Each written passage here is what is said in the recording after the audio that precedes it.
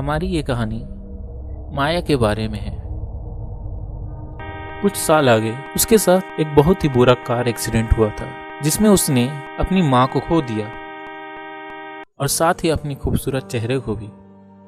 उसकी माँ के गुजर जाने के बाद उसके पापा हर रात ड्रिंक करने लगे और बहुत ड्रिंक कर लेने के बाद कभी कभी उसके पिता माया को बहुत ही बुरा भला बोलते थे और उनके साथ जो हुआ उसका सारा दोष उसे ही देते थे।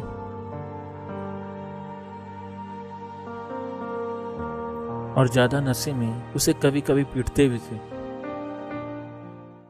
जब एक दिन किसी काम की वजह से उसके पिता शहर के बाहर जाते हैं तो जाने से पहले उनकी पड़ोसी सुमन को, जो माया की क्लासमेट भी होती है, उसे उस रात माया के साथ रहने के लिए बोलते हैं। सुमन अपनी स्कूल की सबसे सुंदर लड़की होती है और क्लास में हमेशा टॉप करती है। टीचर्स के साथ साथ स्टूडेंट भी उसे बहुत पसंद करते थे। लेकिन सुमन थोड़ी घमंडी थी। वो अपनी सुंदरता को लेकर बहुत ही घमंड में रहती थी। इसी वजह से माया उसे काफी खास पसंद भी नहीं करती थी। वो हमेशा उसकी चेहरे के स्कार का हमेशा मजाक उड़ाती थी।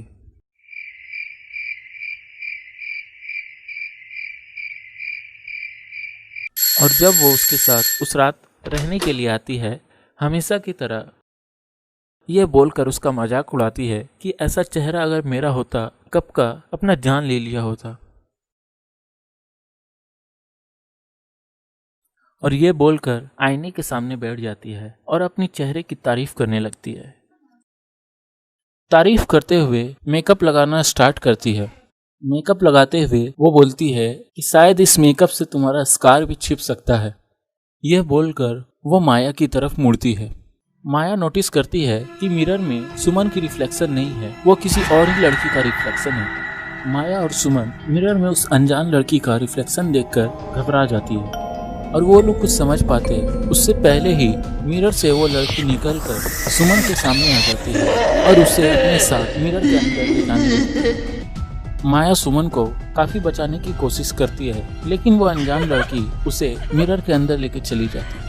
माया देखती है कि वो अनजान लड़की सुमन को मिरर के अंदर ले जाने के बाद पहले उसका फेस खरोच कर उसे खराब कर देती है और उसके बाद एक एक करके उसकी सारी हड्डियों को तोड़ना स्टार्ट कर देती है।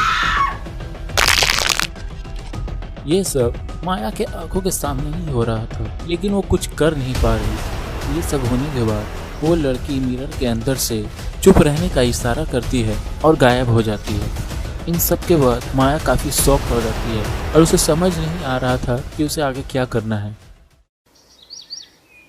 सुबह होने के बाद माया पुलिस को फोन करके सारी बात बताती है, लेकिन पुलिस उसकी बताई बातों पे विश्वास नहीं करती और इन्वेस्टिगेशन के बाद पता चलता है कि सुमन ने लास्ट कॉल अपने बॉयफ्रेंड को किया था और उसके बाद से उसका बॉयफ्रेंड भी लापता है। उन्हें लग रहा था कि सुमन अपने बॉयफ्रेंड के साथ कहीं चली गई है।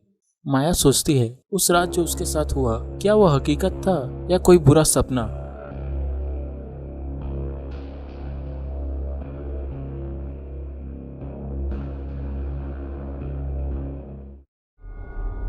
अगर वीडियो पसंद आई है तो इसे लाइक करें और हमारे इस चैनल को सब्सक्राइब करना ना भूलें।